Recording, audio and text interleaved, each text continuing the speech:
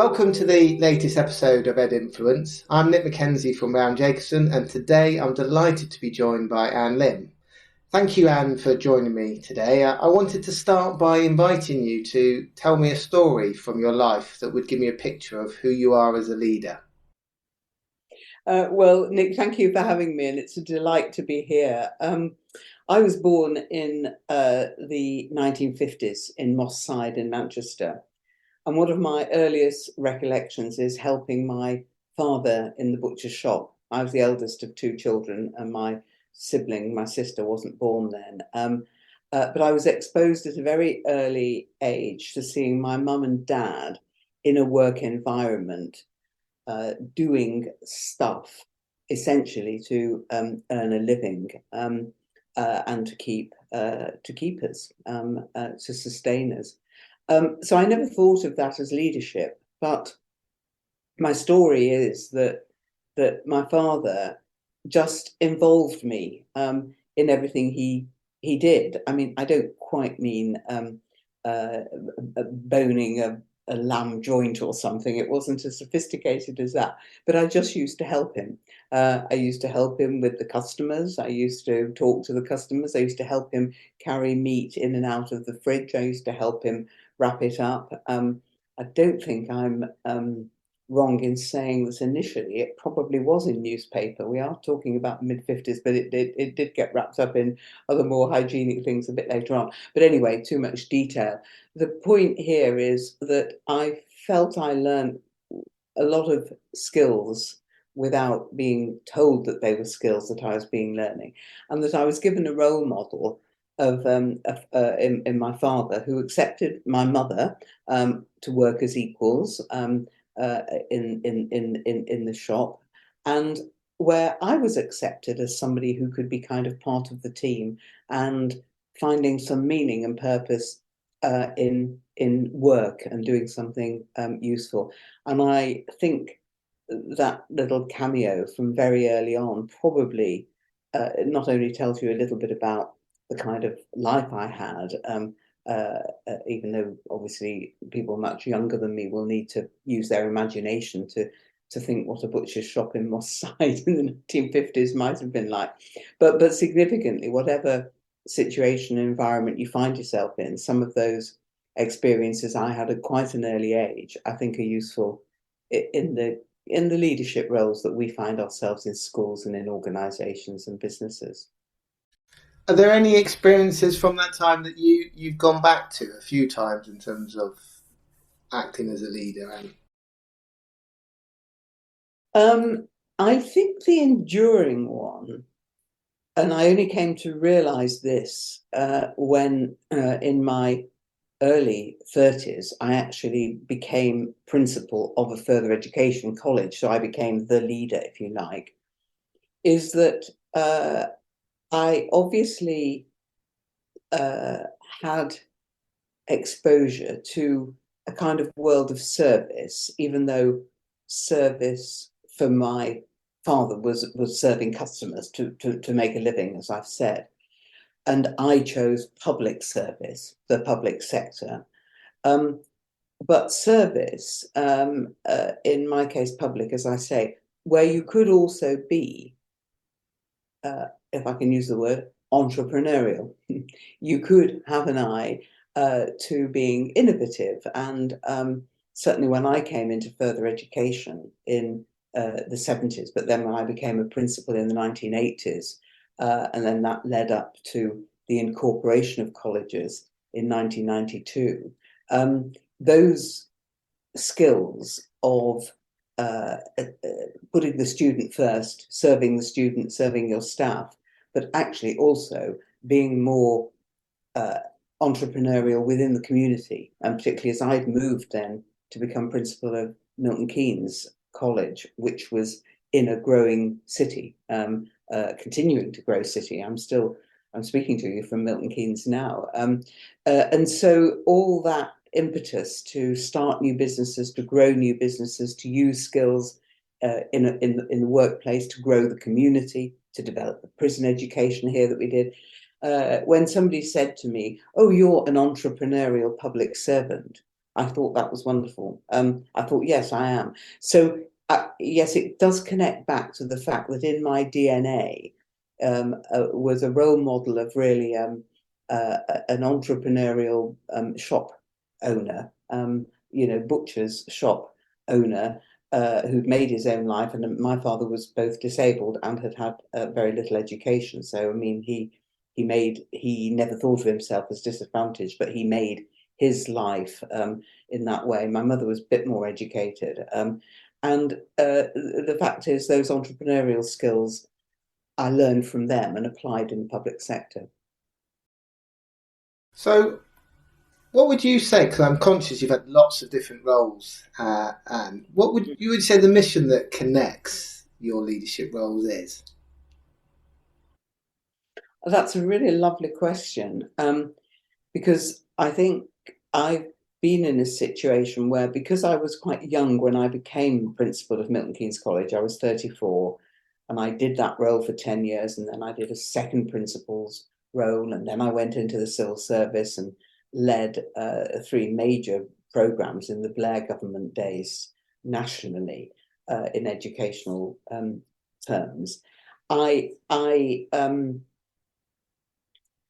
experienced the accountability of being the single leader, the CEO, in 3 different situations in quite an intense way. I have huge empathy with head teachers of schools and executive heads of academy groups and college principals, etc., because the buck really does stop there, as it does if you're a CEO of a business or a charity.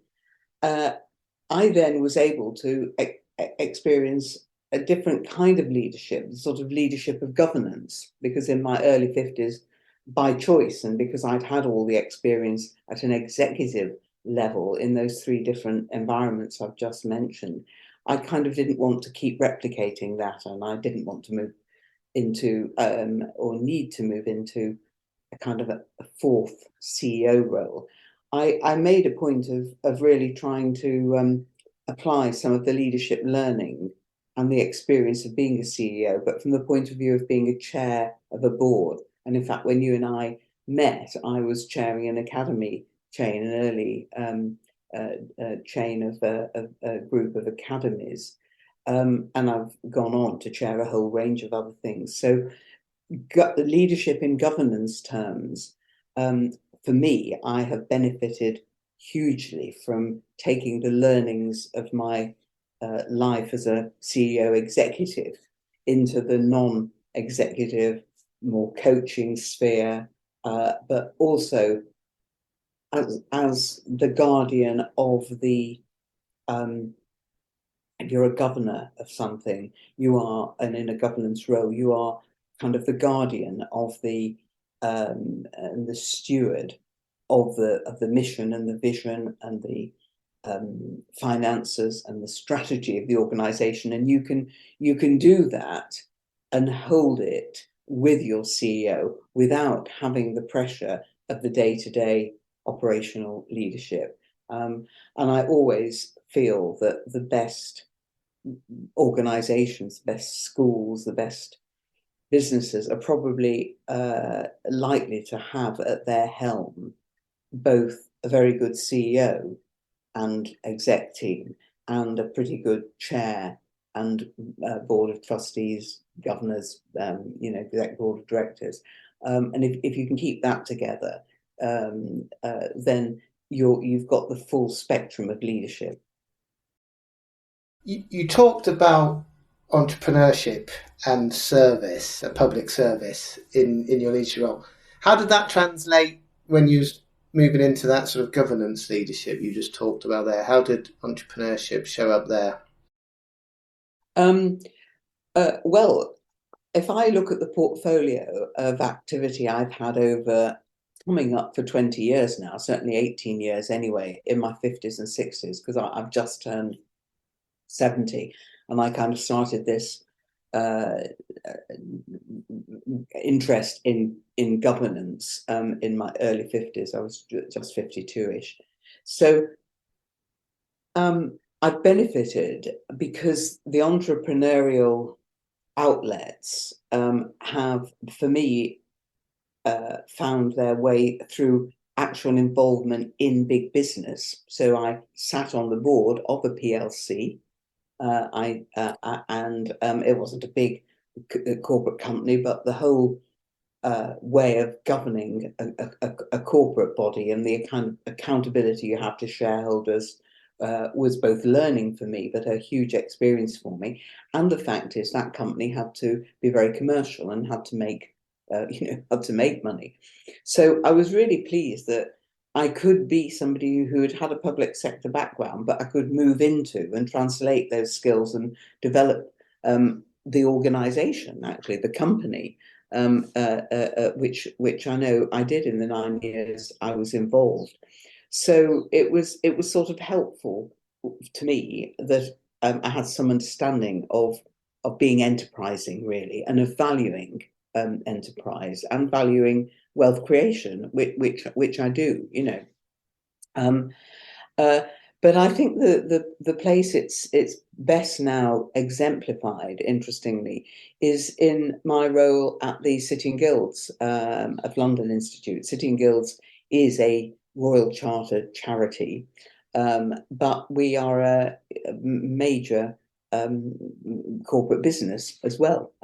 We're obviously an awarding organisation, a regulated awarding organisation, but actually we employ, I think it's nearly 1,500 people in 200 countries across the globe, and we have a range of businesses that actually are there to fulfil wealth creation, to encourage enterprise and entrepreneurship, to develop skills for employability. We are a skills training organisation, amongst other things, and for me, that the kind of entrepreneurial public servant or publicly minded entrepreneur, or publicly spirited entrepreneur, you could phrase it either way, is encapsulated in that kind of big charity role. So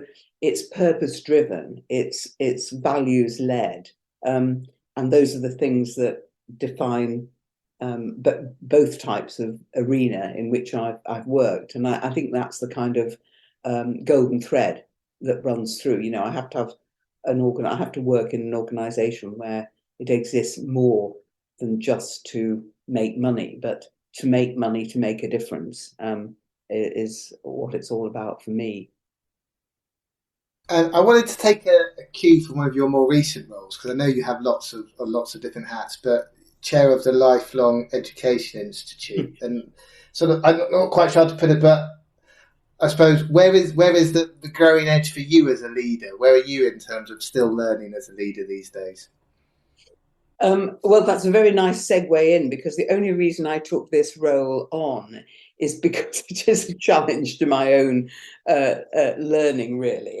So where I am is genuinely believing in lifelong education. And although I've lived a longer life than you, maybe many of the people listening to this, I don't think it does stop until, the point at which your brain and body cease to function. So I do genuinely believe in lifelong education, and I do think we probably still don't give enough attention to this in this country. I don't think we necessarily value the wisdom of our older generations. I don't say we have to venerate the elderly, and I don't think that necessarily all older people are wise, but I do hugely believe in intergenerational learning. I saw that when I was chair of the Scouts. I have a brilliant organisation for young people, middle-aged people, old people, to truly share in doing stuff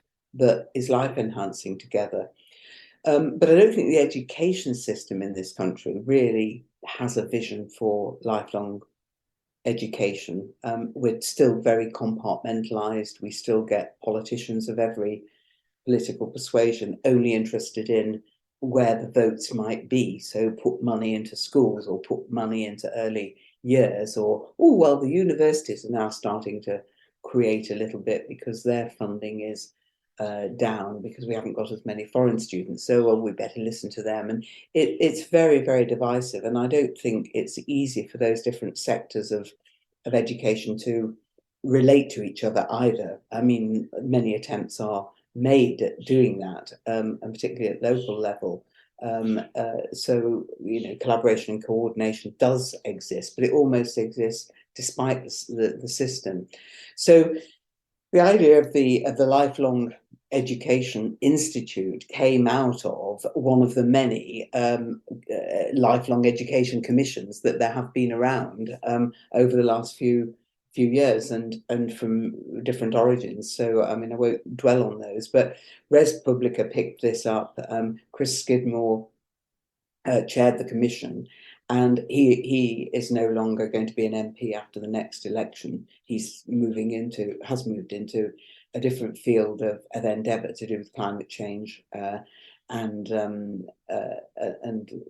developments in environmental sustainability. And they were sort of looking for somebody who might help, regardless of politics, and regardless of policy, might try and just get lifelong education a bit more centre stage and sort of talked about.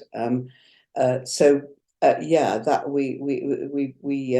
we've tried, and we've got so far a successful, satisfactory number of institutions from the HE sector, from the FE sector, from schools engaged just to campaign, really effectively, to campaign. And our very short-term aim, we're engaged in this now, and I'll just end with this, is obviously we will have education manifestos coming, or we'll have manifestos coming from political parties, because we all know we've got an election at some point in the next 12 to 18 months. So the aim of the Lifelong Education Institute is just to give a series of thought-provoking, pay attention to this, to whichever political parties might pick up some of the ideas, and maybe get something in the manifestos of each of the three main parties that could be translated into policy. It does seem like an ideal time to try and do that. And picking up on something you said then about intergenerational learning, what if you were going to give advice to someone, if I call them a learning leader, what would be the best advice you would give them?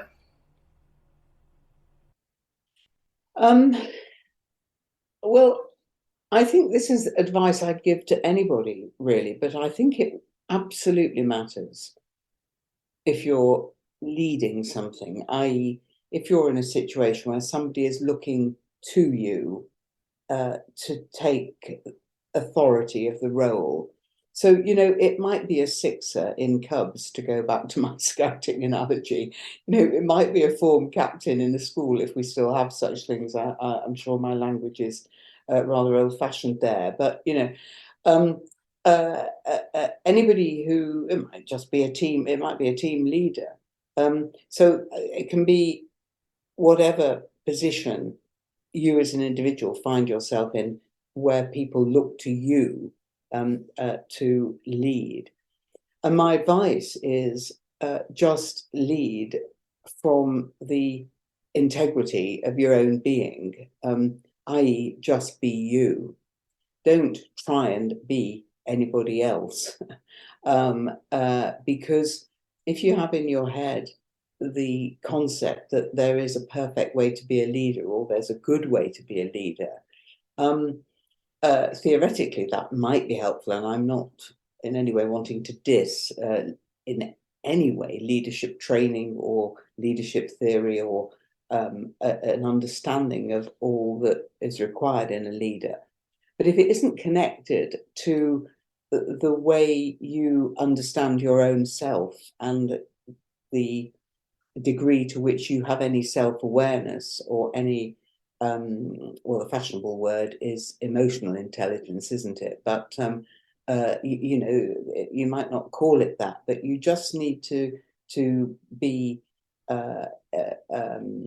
comfortable enough with yourself to lead from that place of authenticity. And the second thing is always to think that you might be wrong, because if you surround yourself with people who will challenge you and you're not defensive about receiving feedback and criticism, and if you have a good coach, which is an essential part of leadership these days, and I think a very good development in the way leaders go, the way leadership has gone, particularly these days, then you will always have to bear the responsibility on your own, the accountability on your own, or with your chair, as I've said earlier on. You can't put the leadership burden or indeed the leadership glory onto anybody else. You have to, if you're in charge of something in an executive sense, you have to accept that accountability. So you need to be sure that you're up to that. You need to be sure where you can go if you have doubts, which you will, and that you can have somebody to talk, a range of people actually, that you can talk through the doubts and be properly challenged and properly scrutinized, so that you don't surround yourself in a little bubble of being right or being righteous. And I think if you put those sorts of things in place, those mechanisms in place, and you try and stay healthy and sane and reasonable, and don't expect yourself to be a superhero or get everything right all at once, and you pace yourself, then you know, most people who go into leadership positions want to do a good job. You know, they don't take it on lightly, and despite all I've said, they don't take it on alone, because usually there is hopefully a good chair behind them. I mean, we're doing this, although I know it'll be broadcast a bit later, but on a day when they've just announced the new acting chair of the BBC. But I just draw attention to that because I think what happened to Tim Davie was that he was left on his own as a CEO, particularly over the, well, not particularly, especially in those circumstances of the Gary Lineker tweets. And actually, it all went pear-shaped because he couldn't at that time properly refer to his chairman because there'd been some controversy over his chairman.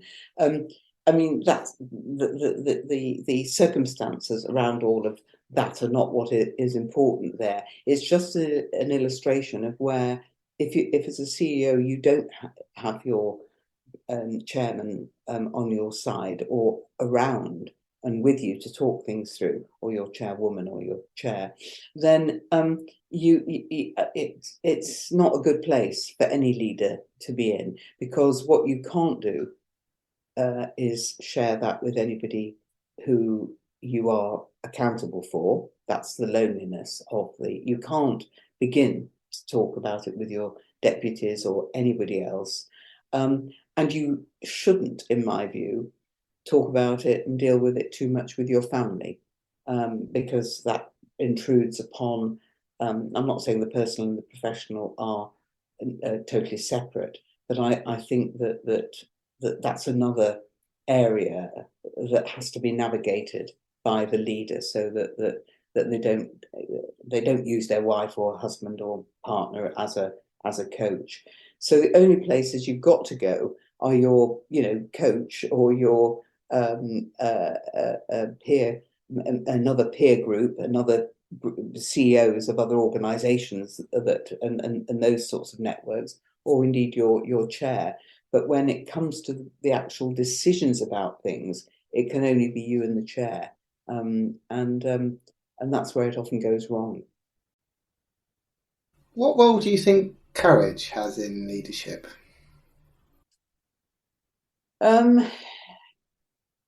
Well, it's there definitely, because sometimes you do have to stick your neck out, and have the courage, to use the phrase, the courage of your own convictions. Otherwise, you wouldn't be, as I've said, be true to yourself. You wouldn't be authentic. I doubt that many of us actually ever think we're being brave or courageous. I feel it's more something that people might say of an action or a decision that's taken. What I think you have to have as the leader is a very clear head and rationale for why you do something, combined with the empathy I've spoken about, you know, an understanding of the impact it will have on people. And then finally, if the word is courage, you have to have the courage to accept that whatever the decision about something, you will know how you're going to deal with it. You're either going to accept it or you're going to challenge it. I think self-knowledge and knowing where your own strengths and weaknesses are probably as important ingredients as saying, you know, you're courageous. I think the people who I've seen who are really courageous in my life are people that have gone out and done things that I personally would have been too timid or really too scared to do. You know, true courage is. Do you remember that incident at the fishmongers when passers-by just tackled two guys with knives? You know, or and they were the young students from Cambridge working with prisoners who were they were trying not to get them to reoffend. I mean, people who tackle subversives or terrorists or go and try and save somebody's life. I think courage, that's the word that I would use to describe those sorts of actions. I think, you know, taking on a failing school or academy group or turning a college round, or you know, or taking the fight to the unions or something. I think these are part of the job. I don't think you need very brave girl badges for doing that, and very brave boy badges for doing that. Listening to you talking about other people with courage, and you gave some examples, I was just wondering about thinking of a leader that you may have followed in your career or your life, and why did you follow them? A leader, sorry, did you? Yeah. A leader who I've followed with interest, if you see what I mean. Is that what you... Yeah, either followed, actually, they've led you ultimately. Well, this is very interesting because I worked out for myself in my mid-30s that as my own psyche was developing and my own learning was increasing, that I probably unconsciously become a college principal, having started only a decade earlier as a part-time teacher, because I had had such poor managers and leaders above me. And that I absolutely, notwithstanding everything I've said about my family, but I'm now talking about my experiences in further education, essentially between the mid-70s and the mid-80s. I mean, you know, I could be rude in the choice of adjectives I use, but I don't think I got any help. I actually encountered quite a lot of opposition, I think, and I had pretty poor managers and leaders, if not downright corrupt ones, now long since dead. It was not a nice or good place, FE, or certainly my experiences of it at that time. So I never had an example of somebody I looked up to in that sense when I was developing my career as a teacher. But what I did have when I was a pupil at an all-girls state grammar school in Cheshire in the 1960s was I had fantastic women teachers. And I think the best leader was for me was one of those teachers. And everything I've spoken about in terms of leadership, Sandra Leach, who went on to be a head teacher in a school in Hampshire. She was a geography teacher when I first had her as my geography teacher. She did exemplify, and that in the same way my parents influenced me, that Sandra as that teacher and other teachers of her ilk in that school, I think were terrific leaders. What I have done though is follow with interest. So I can't point to an educational leader who I think is outstanding and I would have liked to have been like or followed or who influenced me. And I don't mean that to be arrogant, it is just a fact.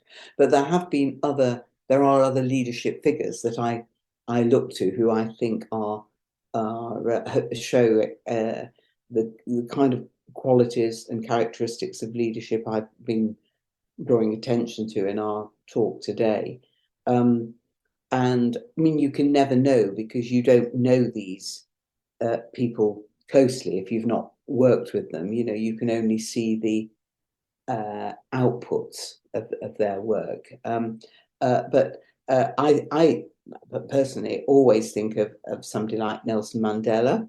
I know many people do, but an extraordinary, gifted human being, really, who led South Africa in a way that I never imagined I would see in my lifetime, having become a member of the anti-apartheid movement age 16 as I went into the sixth form at aforementioned girls' grammar school. So that was just an astonishing change in my lifetime, and I think a great leader in all sorts of ways. So there are people like Mandela that I've looked to. I actually you often think of politicians. This is the case as well. But I think there's all sorts of other ways of quietly leading. There's a difference between power and influence, and I think our current king, whilst he was the Prince of Wales for all those years, was a most wonderful example of influencing in ways that people are only now actually acknowledging. So all his work on climate and the environment, way ahead of its time, is only now being recognised. But he did that without having the power of the role of the sovereign he now has, but through massive influence. And so I think there are influencers as well who are great, who show great leadership qualities, but we don't give as much attention to those. We don't we don't kind of big them up in any way or talk about them because we're very preoccupied with the position of leadership and the power that goes with that, and the leadership models that accrue to that.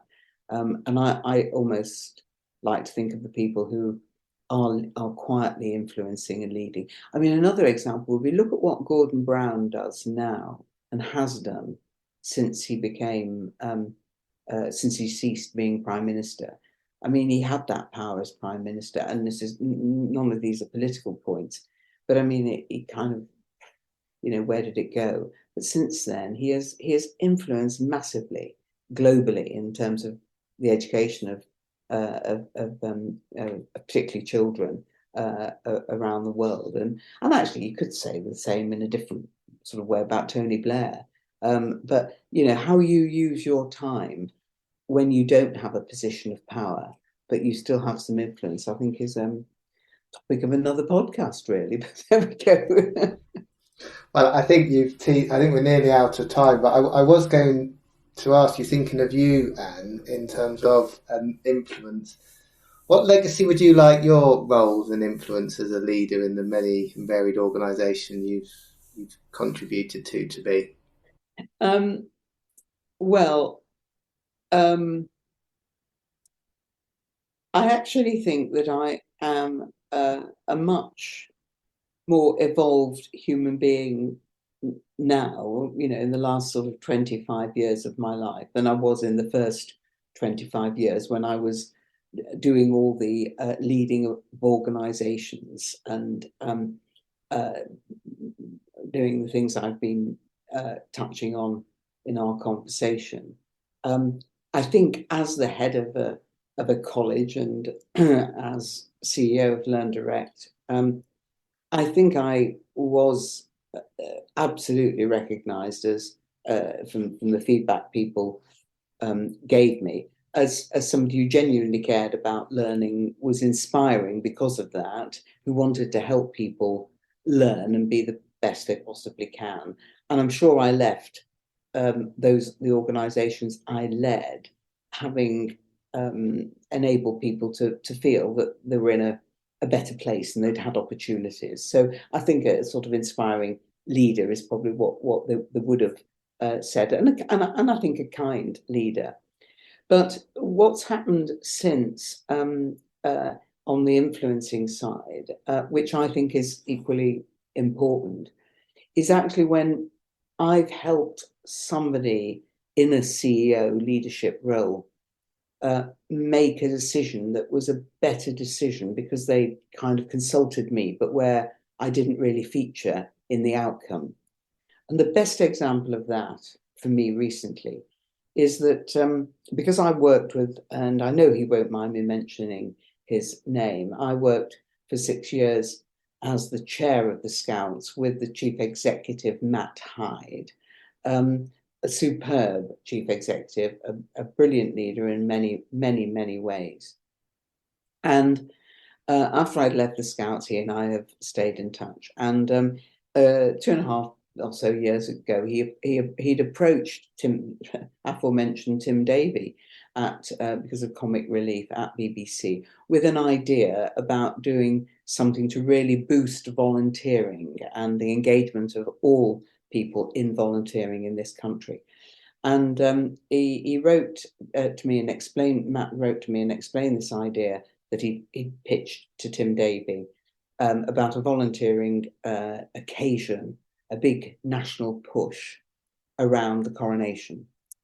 And he said, oh, Tim Davie doesn't want to do this, And I said, no, don't do it around the coronation. Sorry, replay that. It was around the time of the Queen's Platinum Jubilee. And BBC were full of the Platinum Jubilee and they didn't want to do it. And I said, don't be discouraged by that. Wait, it's a great idea, but do it at the time of the coronation. Now, we didn't know when the Queen died, she didn't die until September 2022, but the time of the Jubilee this time last year, we didn't know she was actually going to die quite so soon, did we? But anyway, I said to Matt, look, it's a great idea, but wait, and try it when there is a coronation. And indeed, he did that. And actually, that led to the coronation celebrations just 4 or 5 weeks ago, where there was an extra day added to the events. And it was called the Big Help Out, the National Volunteering Day. And he texted me that evening. And I mean, that whole day went brilliantly. And he even managed to get the now Prince and Princess of Wales and the 3 children at a Scouts event in Slough, covered by the TV.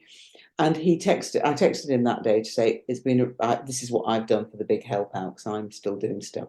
And I said, well done, you must be really, really pleased. And his reply was, well, Anne, actually that success is yours because you told me to wait until the coronation.